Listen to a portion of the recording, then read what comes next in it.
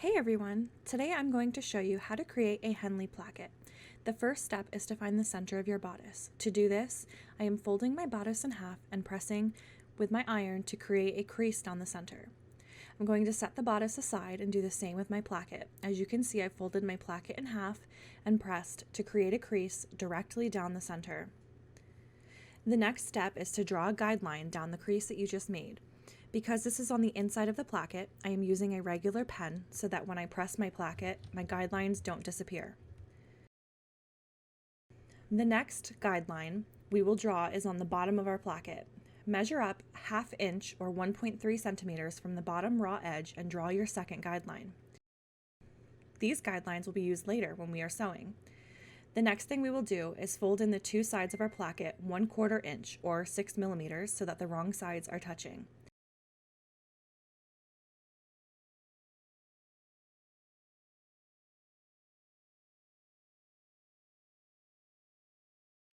It is helpful to add some sewing clips to hold your creases in place. Repeat this step with the other side of the placket.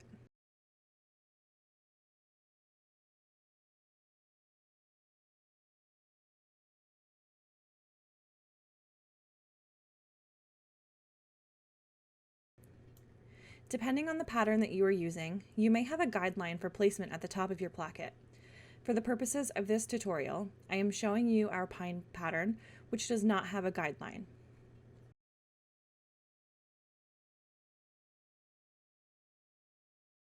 You will be aligning the top raw edge of your placket with the raw edge of the neckline. The center guideline on the placket will be aligned with the center crease on the bodice.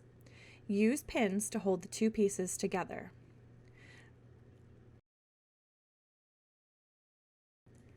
Now we are going to sew along our center guideline using the seam allowance stated in the tutorial. For the purposes of this tutorial, I am using our pine pattern, which instructs you to sew 3/8 inch or 1 centimeter seam allowance. You will sew starting at the neckline, stop at the bottom guideline, sew across the guideline, and then sew back up the other side of the center guideline with the same 3/8 inch seam allowance. As you can see, I have sewn down my center guideline until I reached the bottom guideline. I sewed across the guideline and then I sewed back up the opposite side until I reached the neckline.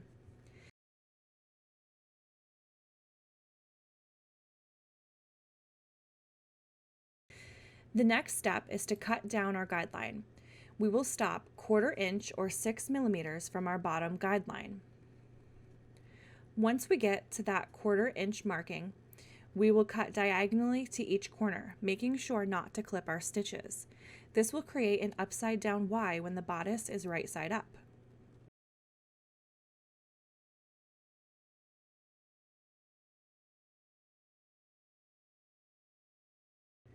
Now we are going to cut the bottom corners of our placket to reduce bulk.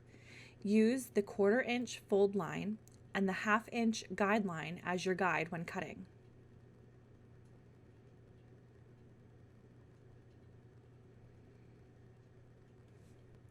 Now we will cut 2 slits that meet our stitch lines.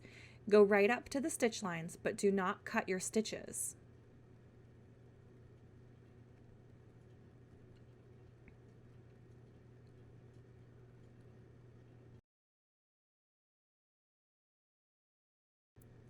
Optionally, to reduce bulk, you can trim the center seam allowance. Do not cut the bottom triangle or rectangle pieces, as those are needed in our placket construction.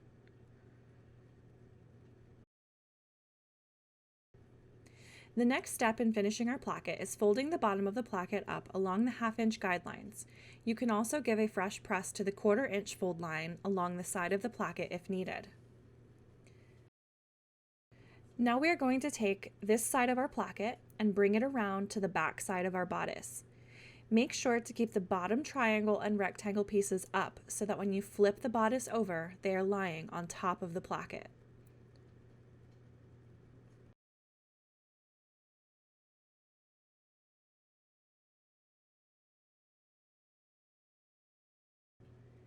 Next, we need to fold over the seam allowance towards the placket and press.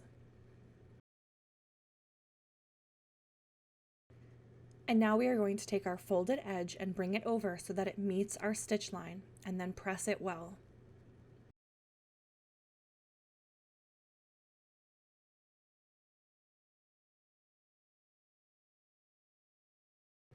It is helpful to add heat and bond to hold the placket closed.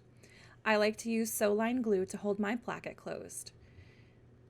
If you've used heat and bond or sew-line glue, you may not need to add pins, but it is helpful to pin the placket in place to ensure that it does not move while you are sewing.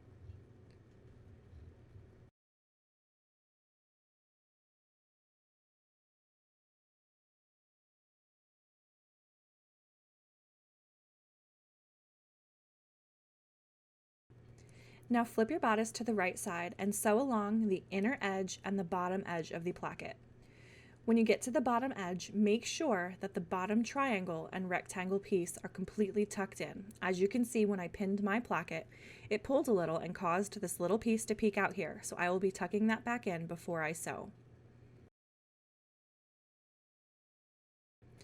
Now that it has been sewn, give your placket a good press to make sure it lays nice and flat.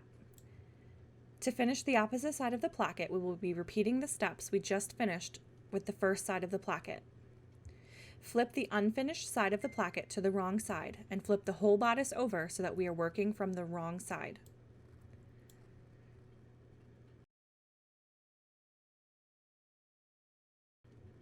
You can flip the finished placket down to keep it out of the way. Now we are just repeating the same steps as before.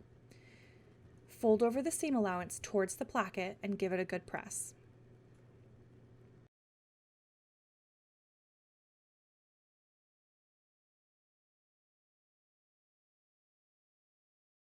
Fold the edge of the placket wrong sides together along the 1/4 inch fold line and bring the whole thing over to meet the stitch line.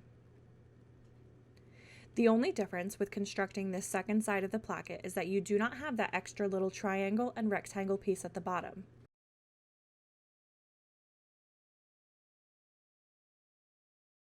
Now I'm flipping it to the right side and repeating the same process as the other side by sewing along the inner edge and the bottom edge of the placket. Once you have both sides of the placket sewn, make sure to trim all of the excess threads. Take the left side of the placket and place it on top of the right side and give it a good press.